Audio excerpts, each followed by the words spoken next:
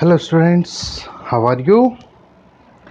In our previous class we started the topic refraction and we discussed about the optical density also. Let me rewind it before is move proceeding to the next topics. Refraction. What is refraction? When light enters from one transparent medium to another. जब light एक transparent medium से दूसरे transparent medium में enter करती है, then at the surface of separation, जो surface of separation है उसके ऊपर लाइट रेज बैंड होती है. क्या हो जाती है? Light rays bend. This bending, ये जो लाइट रेज की बेंडिंग है, that is known as refraction. उसे क्या बोला जाता है? रिफ्रैक्शन बोलते हैं. ओके. फिर अपन ने ऑप्टिकल डेंसिटी की बेसिस पर मीडियम्स के टाइप की बात की थी. तो अपन ने डिस्कस किया था there are two types of medium on the basis of optical density.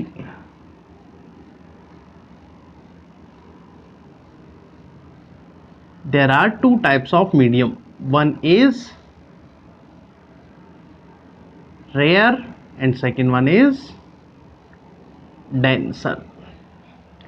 And we also discussed that the medium in which the speed of light is more, that is rare, and the medium in which the speed of light is less, that is denser. We also discussed one of the example that when light enters from air to water, then the speed of light into the air, that is 3 into 10 to the power 8 meter per second, while in water that is 2.25 into 10 to the power 8 meter per second. Got it? So air speed is light in air, that is more, so it is rare medium while it is denser medium. Okay, we discussed about that. Now let me discuss about the characteristics of refraction. Our today's topic, that is characteristics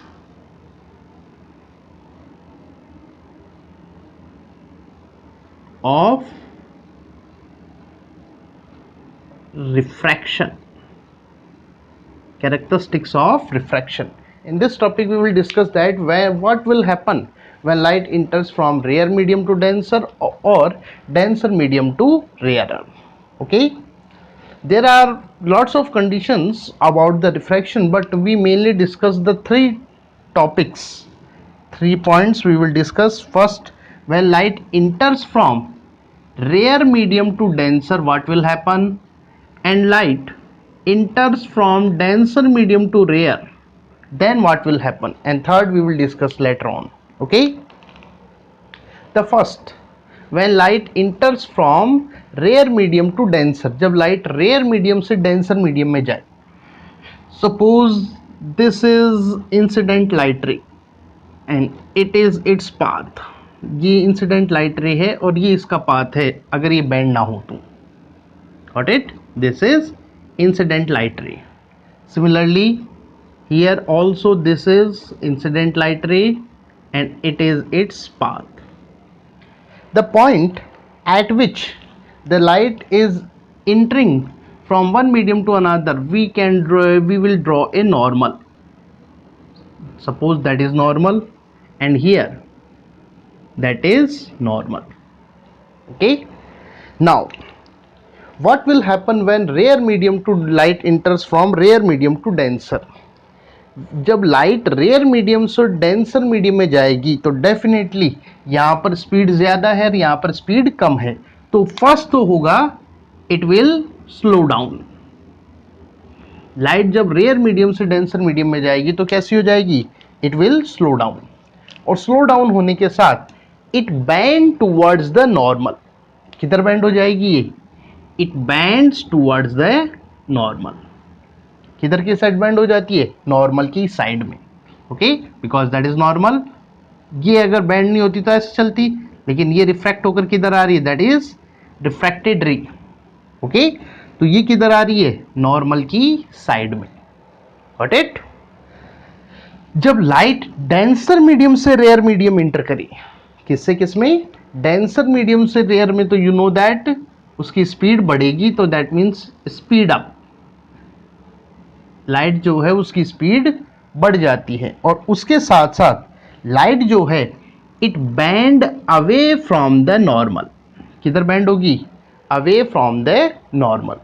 again I am repeating, when light enters from rare medium to denser, light जब rare medium से denser में enter करती है तो ये bend होती है towards the normal, while when light enters from denser medium to rare, लेकिन जब डेंसर मीडियम से रेयर मीडियम में इंटर करे तो वो बैंड होती है away from the normal. Got it? Now third condition which is interesting and which is very very important, when light enters from denser medium to rare or rare to denser medium but it is propagating perpendicular to the surface of separation, लेकिन ये आ कैसी रही है, surface of separation के perpendicular, this, या जिसको अपन बोल सकते हैं, अगर मैं इसको ड्रॉ करूं दैट इज नॉर्मल, नॉर्मल भी तो यही है, परपेंडिकुलर ही होता है नॉर्मल, तो अपन दूसरी लैंग्वेज में बोल सकते हैं along with the normal. Light जब किससे डेंसर मीडियम से रेयर मीडियम इंटर करे या रेयर से डेंसर मीडियम में इंटर करे अलोंग द नॉर्मल या perpendicular the surface of separation, then there is no bending, इसमें कोई बेंडिंग नहीं होगी, वो सीधी की सीधी straight line, it will pass in straight line, वो स्ट्रेट लाइन में ही पास होगी। Got it? And this is very important question because this question asked 2 times, जिसमें पूछा गया था कि लाइट जो है अगर डेंसर मीडियम से रेयर मीडियम में आई along perpendicular to surface of separation तो उसका क्या होगा, तो there is no change in the direction of light, light की डायरेक्शन में कोई चेंज नहीं होता जब किस पे आए, perpendicular to the surface of separation, surface of separation के परपेंडिकुलर आए, या अपन बोल सकते हैं लाइट जब किससे किस में inter along with the normal. Got it?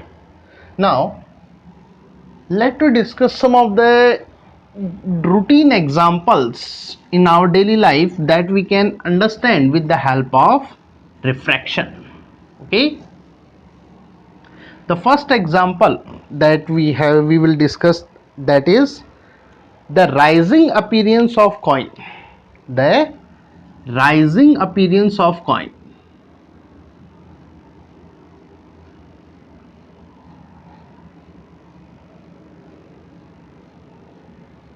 The rising appearance of coin in water filled bowl,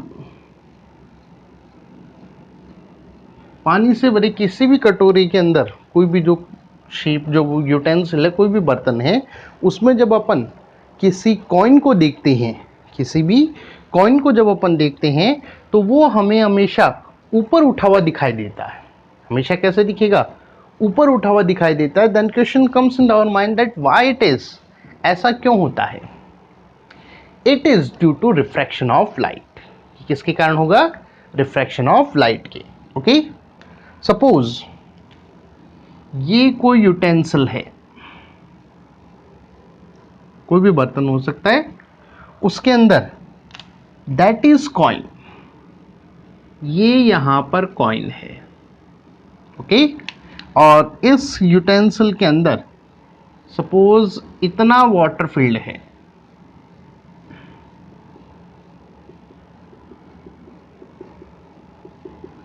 so there are 2 mediums, यहां पे 2 मीडियम हो गई, एक तो कौन हो गया, दैट इज वाटर, और सरफेस ऑफ सेपरेशन के बाहर कौन है, दैट इज एयर। वाटर कैसा मीडियम होगा, डेंसर, एयर कैसा मीडियम होगा, that is rare. Okay, got it? Now अब इस कॉइन से चलने वाली जो लाइट रेज हैं, सपोज ये 2 लाइट रेज इस कॉइन से ऑब्लिक्वली सरफेस के ऊपर जा रही हैं, here eight the surface of separation, जो सरफेस ऑफ सेपरेशन है, अगर अपन यहां पर बात करें तो लाइट रेज कौन से मीडियम से कौन से मीडियम में इंटर कर रही है, डेंसर टू रेयर। तो जब light rays denser to rare enter करती है तो अब ये भी अपन ने बात की, they bend away from the normal. ये जो इसका ओरिजिनल पाथ है, suppose that is its original path, वो अपने ओरिजिनल पाथ को लेफ्ट करते हुए, छोड़ते हुए away from the normal band होती है। सिमिलरली ये भी क्या होगी, अवे फ्रॉम द नॉर्मल। जब जो व्यूअर जो है, जो इसको देख रहा है, उसको इनकी ये लाइट रे जहां पर मिलेंगी, सपोज ये मानते हैं अपन, ये लाइट रेज जो हैं ये एक दूसरे से यहां पर मिल रही हैं, तो ये जो वर्चुअल इमेज जो उसको दिखाई देती है, वर्चुअल इमेज जो दिखाई देती है वो ओरिजिनल पोजीशन से ऊपर उठी हुई होती है। That is its actual position या ओरिजिनल पोजीशन, और ये क्या है उसकी, दैट इज वर्चुअल इमेज। कैसी है ये उस कॉइन की, दैट इज वर्चुअल इमेज। तो यहां पर उसकी जो रिफ्रैक्शन के कारण जो उसको वर्चुअल इमेज दिखाई देती है वो अपने ओरिजिनल पोजीशन से, जो उसकी कॉइन की ओरिजिनल पोजीशन है उससे लिफ्टेड होती है या ऊपर उठी हुई होगी, या अपन बोल सकते हैं it is higher than the actual position of coin. जो कॉइन की एक्चुअल पोजीशन है, जो कॉइन के अपने पास एक्चुअल पोजीशन है, उस एक्चुअल पोजीशन से ऊपर उठी हुई दिखाई देती है। तो it is due to the refraction of light. ये एग्जाम में पूछा गया है, 1 नंबर में पूछा हुआ है, why the coin gives rising appearance in a water filled bowl. Water filled bowl में वो राइजिंग अपीयरेंस क्यों देता है, तो that is due to the refraction of light. अगर एक सिंपल लाइन में बात करें तो दैट इज, इसका रीजन अपन बात करें तो due to refraction of light, sorry, ये किसके कारण हुआ है, that is due to refraction of light. Got it. Now similarly अपन सेकेंड एग्जाम्पल कंसिडर करें रिफ्रैक्शन का, तो that is the bending appearance of pencil in water filled bowl. Second example अपन बात करें, द बेंडिंग अपीयरेंस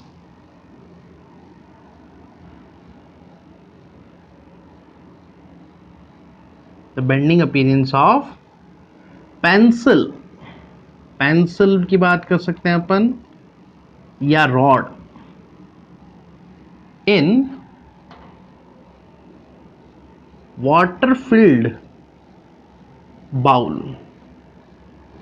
किसी water filled bowl के अंदर, या अपन इसको थोड़ा सा इस तरह से लिख सकते हैं, their bending appearance of pencil और रॉड, इसको यहां से अपन ये भी लिख सकते हैं, which is partially submerged in water। जो वो वाटर के अंदर पार्शली सबमर्ज्ड हो, आधी डूबी हुई हो, तो उस कंडीशन में जो अपने को बेंडिंग अपीयरेंस दिखाई देती है, अपने को जो बेंडिंग अपीयरेंस दिखाई देती है रॉड की या पेंसिल की, तो that is also due to refraction of light. ये भी किसके कारण है, रिफ्रैक्शन ऑफ लाइट की। Let me understand it. Suppose ये कोई यूटेंसिल है, ओके, इसके अंदर इतना वाटर फील्ड है, इट इज वाटर, ओके, और इस वाटर फील्ड के अंदर कोई भी रॉड या पेंसिल, सपोज जैसे अपन बात करें, ये रॉड इसके अंदर सबमर्ज्ड है,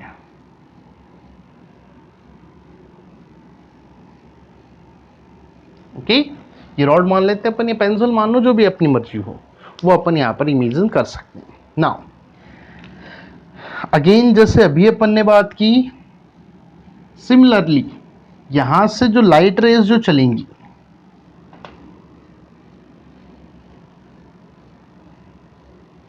इस पॉइंट से चलने वाली जो लाइट रेज हैं, when they reaches at the surface of separation, जब वो सरफेस ऑफ सेपरेशन के ऊपर पहुंचती है, then they bend away from the normal, again वो किधर बेंड होगी, away from the normal,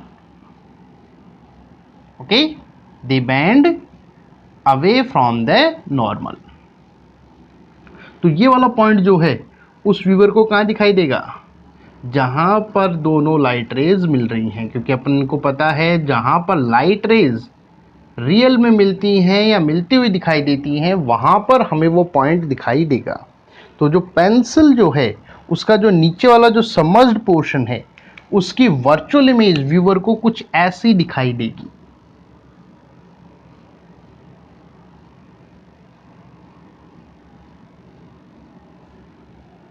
got it? ये तो है अपनी ओरिजिनल पेंसिल और ये क्या आ गई उसकी वर्चुअल इमेज। तो जो पेंसिल है अपनी वो जो सबमर्ज्ड पोर्शन है वो अपने को कैसा दिखाई देगा, it appears like a bending. कैसा दिखाई देता अपने को, बेंडिंग के जैसा वो अपने को अपीयर होगा। Got it? अंडरस्टैंड?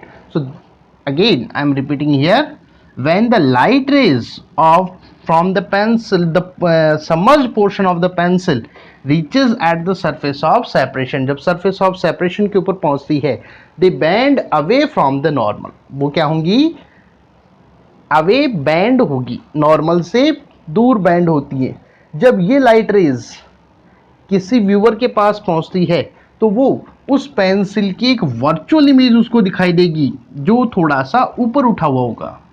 तो जो व्यूअर है उसको कैसा दिखाई देगा, ये पेंसिल थी लेकिन उसको इतना पोर्शन तो ऐसा दिखाई देगा, पूरा एक्चुअल पोर्शन अपन बात करें तो ये ऐसा है, लेकिन उसे ऊपर वाला पोर्शन तो स्ट्रेट दिखेगा, लेकिन ये वाला पोर्शन कैसा दिखेगा, लाइक दिस। तो उसको क्या अपीयर होगा, पेंसिल जो है वो कैसी है, दैट इज बेंड। पेंसिल क्या हो चुकी है, यहाँ पर बेंड हो गई है, ये उसको अपीयर होगा। Got it? Understand? Now third जो एग्जाम्पल है that is very very important for the exam purpose, for the refraction, that is the refraction of light rays by rectangular glass slab. Refraction of light rays या refraction सीधा सीधा अपन बोले तो that is refraction by glass slab, rectangular glass slab. Rectangular glass slab से light rays का refraction कैसे होता है, ये बहुत इंपॉर्टेंट है एग्जाम के लिए। अगर मैं करेक्ट हूं तो ये बोर्ड के अंदर 2 या 3 टाइम पूछा जा चुका है इसका डायग्राम, पर्टिकुलरली इसका डायग्राम पूछा जाता है तो वो 2 और 3 टाइम पूछा गया है। तो ये हमारे लिए एग्जाम के लिए बहुत ज़्यादा इंपॉर्टेंट है। ओके, इसको समझने के लिए एक एक्टिविटी की जाती है, उसे एक एक्टिविटी के थ्रू अपन इसको समझते हैं। इस एक्टिविटी के अंदर अपन एक रेक्टेंगुलर ग्लास स्लैब लेते हैं।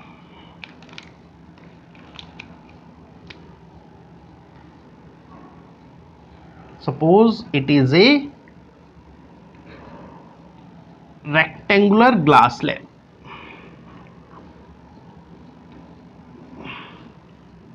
ओके, ये क्या है यहां पर, that is a rectangular glass slab. ये अपन यहां पर इमेजिन करते हैं।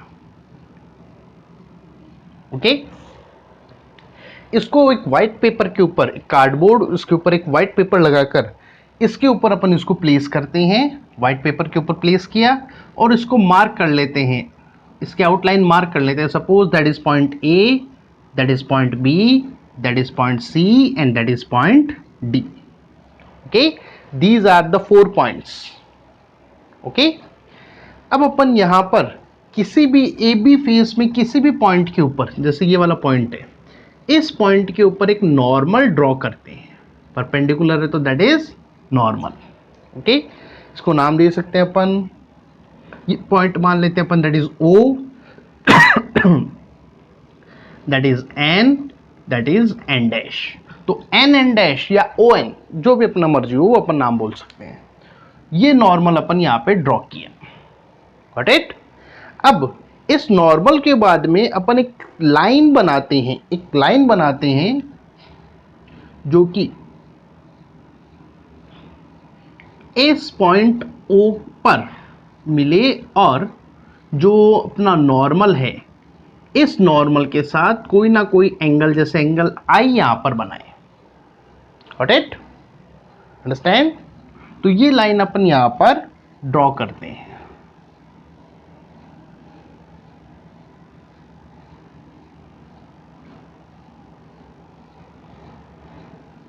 ये लाइन अपन ने ड्रॉ कर ली।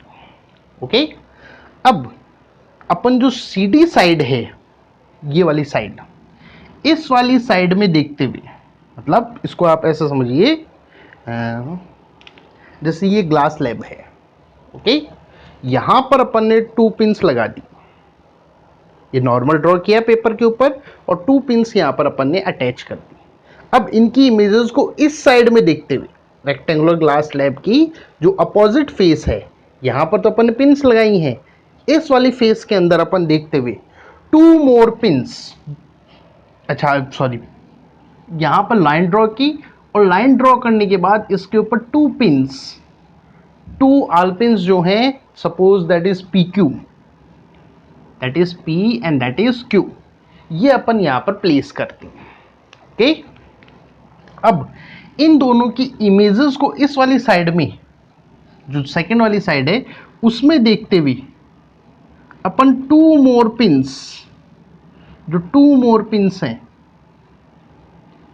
Suppose that is R S, जिनको अपन मैं नाम दे देता हूं दैट इज आर एस, वो अपन यहां पर प्लेस करते हैं।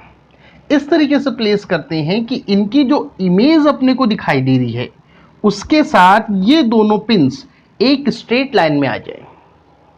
सपोज ये दोनों पिंस अपने को लगाई थी अपन ने, इनकी इमेजेस अपने को ऐसे दिखाई दे रही है, तो अपन 2 मोर पिंस इस तरह से लगाते हैं कि 4 की 4 जो है वो एक स्ट्रेट लाइन में आ जाए।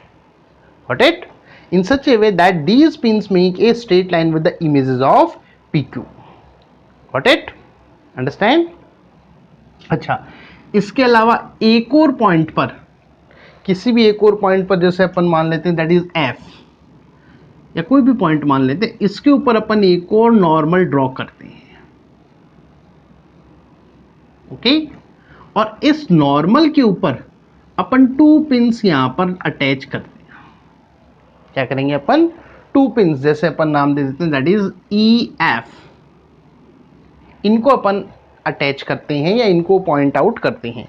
और सिमिलर प्रोसेस जो अपन ने यहां पर की, इनकी इमेजेस को देखते हुए, ये जो अपने पिन हैं, इन पिन्स की इमेजेस को देखते हुए 2 मोर पिंस, 2 मोर पिंस जो हैं, जैसे अपन नाम दे देते हैं suppose that is G and H, ये अपन यहां पर प्लेस करते हैं। अगेन वही प्रोसीजर है कि इस तरीके से अटैच करते हैं या इनको इस तरह से पॉइंट आउट करते हैं कि ये इन दोनों की इमेजेस के साथ स्ट्रेट लाइन ड्रॉ करें। Got it? स्ट्रेट लाइन में आ जाए। ओके, नाउ अब यहां पर इस पूरे ग्लास स्लैब को अपन रिमूव करेंगे। कर लिया? अब इस RS को एक स्ट्रेट लाइन के साथ अपन अटैच करते हैं। इसी तरह से इसको भी अपन अटैच करते हैं। तो ये कुछ अपने को ऐसा दिखाई देता है। मान लीजिए that is point O dash, ये पॉइंट क्या है? O dash. ओके, नाउ अब ये जो पॉइंट्स हैं O और O डैश, इनको भी अपन एक स्ट्रेट लाइन के साथ ज्वाइन करते हैं।